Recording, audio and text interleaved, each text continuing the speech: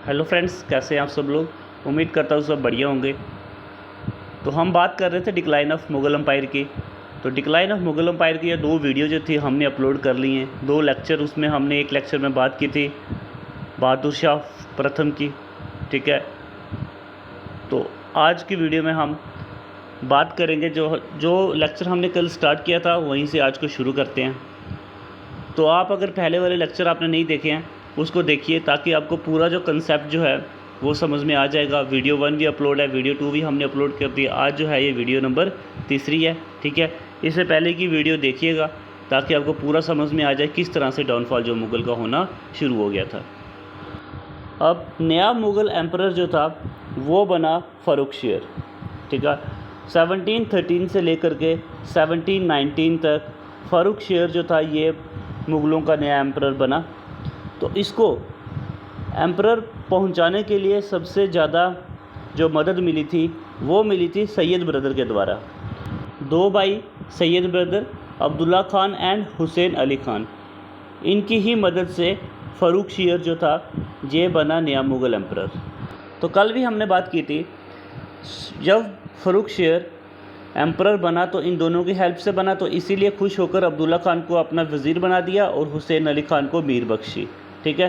तो मीर बख्श जो था, ये मीर बख्श क्या था, एक सेनापति था मुग़लों का, ठीक है। ये किसको बना दिया गया, हुसैन अली खान को। अब इससे क्या हुआ, जो सारी की सारी पावर जो थी वो आ गई सैयद ब्रदर के नाम पे, और फ़र्रुखशियर एक नाम का ही मुग़ल एम्परर बना। फ़र्रुखशियर के रूलिंग पीरियड में इंपॉर्टेंट घटना जो हुई वो हुई 1716 में, ठीक है। फ़र्रुखशियर डिफीटेड एंड किल्ड बंदा बहादुर। फ़र्रुखशियर ने हरा दिया बंदा बहादुर को और उसे मरवा दिया, ठीक है। बंदा बहादुर कौन था, ठीक है। अगर आपको इसके बारे में नहीं पता है तो इसको पहली वाली वीडियो, डिक्लाइन वाली वीडियो आप सभी देखिए, ठीक है, ताकि आपको पूरा कंसेप्ट जो है वो क्लियर हो जाए। 1716 में फ़र्रुखशियर के द्वारा एक गोल्डन ऑर्डिनेंस दिया गया ब्रिटिशर को, ठीक है। एक स्वर्णिम फरमान जो था ये ब्रिटिश को दिया गया। जैसे कि हम सबको पता है, जब ब्रिटिशर भारत में आए थे व्यापारियों के तौर पर, वह भारत पे 3 प्रेसिडेंसी में ईस्ट इंडिया कंपनी के नाम से शासन करते थे। बंगाल, मद्रास एंड मुंबई, ये 3 प्रेसिडेंसीज हुआ करती थी ब्रिटिश ईस्ट इंडिया कंपनी की। तो एक बार क्या हुआ, मुग़ल एम्परर फ़र्रुखशियर के पाँव पे फोड़ा हो गया, ठीक है। बहुत सारे जो वैद्य जो थे वो आए लेकिन वो ठीक नहीं कर पाए। जब एक भी वैद्य जो है इसका इलाज नहीं कर पाया तो अंग्रेज़ का एक सर्जन आया जिसका नाम था डॉक्टर विलियम हैमिल्टन। तो डॉक्टर विलियम हैमिल्टन के द्वारा फ़र्रुखशियर को बिल्कुल ठीक कर दिया गया। तो इसी बात से खुश होकर फ़र्रुखशियर ने ब्रिटिशर को बंगाल में टैक्स फ्री ट्रेड करने की परमिशन दे दी, ठीक है। अब कोई भी टैक्स जो है वो नहीं लगेगा बंगाल से, इसकी परमिशन दे दी गई, ठीक है। ये ब्रिटिशर को मिलने वाला एक अधिकार था, ठीक है। तो इसीलिए ये गोल्डन ऑर्डिनेंस जो है इसे क्या कहा जाता है, मैग्ना कार्टा, ठीक है। Magna carta of Britishers. ये मैग्ना कार्टा क्या होता है फ्रेंड्स, इसके बारे में देखते हैं। मैग्ना कार्टा कहते हैं कि 1215 में किंग जोन्स ने अपने सिटीजन्स के लिए कुछ फंडामेंटल राइट्स, कुछ मौलिक अधिकार जो लिखवाए थे, ठीक है, उसे मैग्ना कार्टा कहा गया। और जहाँ भी हम किसी अधिकार की बात करते हैं, फंडामेंटल राइट्स की बात करते हैं, उसे मैग्ना कार्टा भी कहा जाता है। जैसे कि हमारे क्वेश्चन आ सकते हैं हमें भी कि भारतीय कॉन्स्टिट्यूशन का, इंडियन कॉन्स्टिट्यूशन का जो मैग्ना कार्टा वो किसे कहा जाता है। हम सब लोग जानते हैं जो फंडामेंटल राइट्स जो हैं हमारे कॉन्स्टिट्यूशन के भाग 3 जो है, पार्ट 3, ठीक है, उसको मैग्ना कार्टा कहा जाता है। और ये ऑर्डिनेंस जो था ये एक ब्रिटिशर के लिए एक टर्निंग पॉइंट ले आया, ठीक है, एक नया मोड़ लेकर के आया। क्योंकि अब ब्रिटिशर ने अपनी पहली फैक्ट्री जो थी वो कहाँ पे खोली, बंगाल में। धीरे धीरे फ़र्रुखशियर जो अब वो कठपुतली बनता गया सैयद ब्रदर्स की, ठीक है। अब सारा कंट्रोल जो था वो सैयद ब्रदर के पास आ गया, और जो भी इम्पोर्टेंट डिसीजंस जो थे वो अब सैयद ब्रदर के हाथ में आ गए, ठीक है फ्रेंड्स। तो इसीलिए अब फ़र्रुखशियर जो है वो स्ट्रेटजी बनाना शुरू हो गया सैयद ब्रदर के ख़िलाफ़ कि किस तरह से उन्हें मारा जाए। और उधर दूसरी तरफ सैयद ब्रदर को भी ये लग गया था कि अब ये मुग़ल बादशाह हमारे कंट्रोल में नहीं रहा है, ये हमारे ख़िलाफ़ प्लानिंग बनाएगा। तो इसीलिए सैयद ब्रदर भी अब फ़ारूक शेर को मारने की प्लानिंग बनाने लगे। और सैयद ब्रदर भी जानते थे कि मुग़ल एम्परर को मारना इतना आसान नहीं है, इसीलिए उन्हें लगा कि अब हमें मुग़ल साम्राज्य के सबसे बड़े दुश्मन की हेल्प लेनी होगी इनको मरवाने में।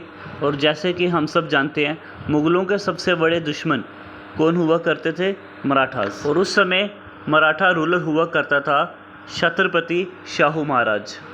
लेकिन जो शाहू महाराज थे ये खुद शासन नहीं किया करते थे, क्योंकि जब 1707 में खेड़ा का युद्ध हुआ, छत्रपति शाहू अगला महाराज बना, तो इसने 1707 से लेकर के 1713 तक शासन तो किया। 1713 में इसने पेशवाई सिस्टम शुरू किया और ये डिसाइड किया कि जो मराठा साम्राज्य जो है, मराठा अम्पायर जो है, ये किसी मराठा शासक के द्वारा नहीं, मराठाओं के प्रधानमंत्री के द्वारा चलाया जाएगा। और मराठाओं के प्रधानमंत्री को कहा जाता था पेशवा। और याद रहे, शाहू महाराज का पेशवा हुआ करता था पेशवा फर्स्ट बालाजी विश्वनाथ, जो 1713 ईस्वी से लेकर के 1720 ईस्वी तक छत्रपति शाहू महाराज जी का पेशवा रहा। और सैयद ब्रदर भी जानते थे कि अब हमें हेल्प लेनी होगी किसकी? मराठास की, ठीक है। और मराठास की हेल्प लेने के लिए उनको संधि करनी होगी पेशवा से, तो यही काम उन्होंने किया। तो उसके बाद 1719 में एक ट्रीटी हुई, ट्रीटी ऑफ दिल्ली, ठीक है। बालाजी विश्वनाथ एंड सैयद ब्रदर के बीच में ये ट्रीटी होती है 1719 में। और इस ट्रीटी में सबसे पहले ये कहा कि जो बालाजी विश्वनाथ जो हैं वो सैयद ब्रदर की हेल्प करेंगे, मदद करेंगे मुग़ल शासक फ़ारूक शेर की हत्या करवाने में। जब मराठाई सेना दिल्ली पर पहुंच करेगी, लाल किले पर अटैक करेगी, तब मराठाओं की हेल्प कौन करेंगे? सैयद ब्रदर करेंगे। ये संधि हुई इन दोनों के बीच में और सैयद ब्रदर ने षड्यंत्र करके बालाजी विश्वनाथ की मदद से मुग़ल बादशाह फ़ारूक शेर की हत्या करवा दी। और उसके बाद 1719 में फ़ारूक शेर वाज किल्ड, उसको मार दिया गया सैयद ब्रदर के द्वारा। और किसकी हेल्प ली थी? सैयद ब्रदर ने बालाजी विश्वनाथ की। Okay friends. और उसके बाद 1719 में सैयद ब्रदर के द्वारा ही रफ़ी उद दर्जात को बनाया गया नेक्स्ट मुग़ल शासक। रफ़ी उद दुर्जत जो था, ये इसने काफ़ी कम समय रूल किया, शॉर्टेस्ट पीरियड, ये 3 महीने तक इसने रूल किया। और टीबी के चलते इसकी मृत्यु हो गई। इसकी मृत्यु होने के बाद सैयद ब्रदर के द्वारा इसके छोटे भाई को शासक काल में बिठाया गया, जिसका नाम था रफ़ी उद दौला। 1719 में इसे सिंहासन पर बिठाया गया, ठीक है। और ये शाहजहाँ सेकंड के नाम से जाना जाता था। और इसकी किस्मत भी काफ़ी ख़राब निकली, क्योंकि ये सेकंड शॉर्टेस्ट पीरियड जो था रूलिंग का वो इसी का था।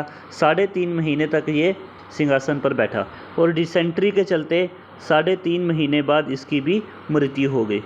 और उसके बाद बहादुर शाह प्रथम का छोटा बेटा जहान शाह और उसी के बेटे को बनाया गया नेक्स्ट मुग़ल एम्परर, जिसका नाम रोशन अख्तर था।